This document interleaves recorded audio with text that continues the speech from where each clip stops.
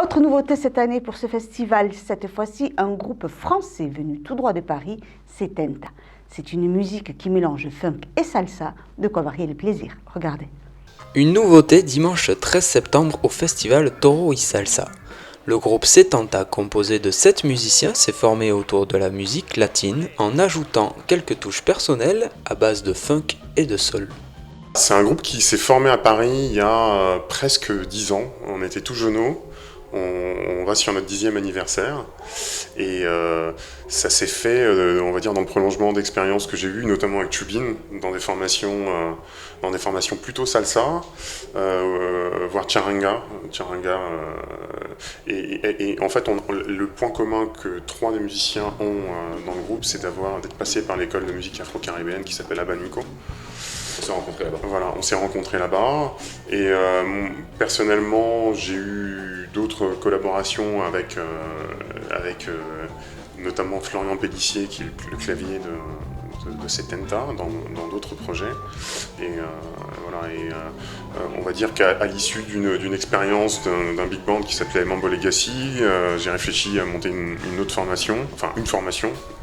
Et d'emblée, l'idée était de faire un groupe, donc j'ai pensé naturellement à des musiciens avec qui il y avait un feeling d'emblée pour faire cette proposition. L'idée étant de faire une fusion entre ce qu'on avait appris dans notre parcours latin et nos influences jazz, soul, funk.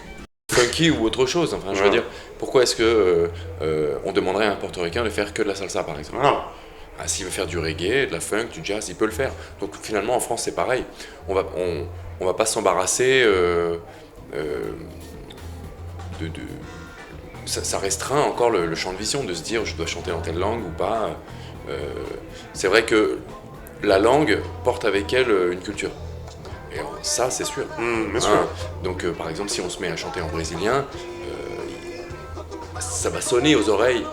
On va avoir des références qui vont venir, on va se dire ah oui ça me fait penser à ça et ça, l'espagnol c'est pareil, l'anglais c'est pareil, et la musique en général c'est ça, c'est des références. Donc pourquoi pas les mélanger tout simplement.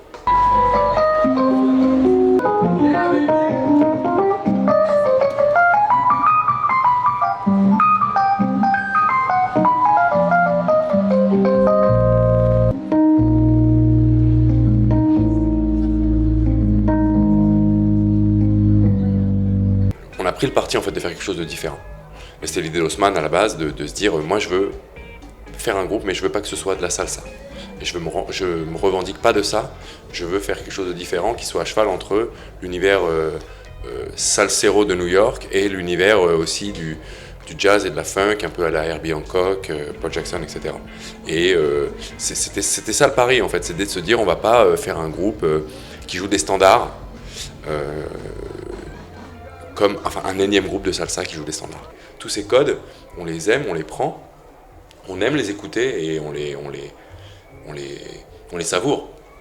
Mais pour Setenta, l'idée c'était de se dire affranchissons-nous un petit peu et prenons ce qu'on veut prendre, prenons ce qu'on aime et mettons ça là-dedans. Mais si on choisit, si on décide de s'affranchir d'un code ou d'un autre, on le fait sans problème. Et c'est ça qui est pour nous intéressant. On s'autorise plein de choses. Sinon ça nous empêche ça nous ferme des voies et des voies pour rechercher. Alors là, on est dans une loge, on est entouré, on a des photos de superstars, des gens, on écoute les disques là de Giovanni, Jim Sabater, Revaretto, ils sont tous là. Oui, c'est un honneur de faire partie de ce festival. Et puis encore une fois, ça résonne avec ce que je disais tout à l'heure, c'est-à-dire qu'on n'est pas un groupe de salsa, et c'est ce que disait François aussi hier, c'est que... François Charpentier. C'est qu'il disait je suis content de vous faire venir parce que vous apportez quelque chose de différent. Et on aime apporter quelque chose de différent.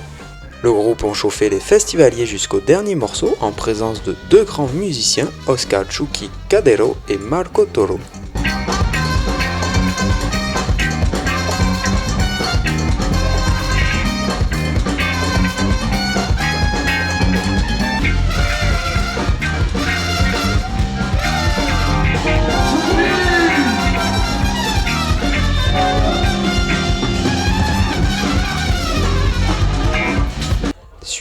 deuxième et dernier concert pour clôturer ce festival par un orchestre composé d'artistes de marque, avec notamment Gerardo Rosales.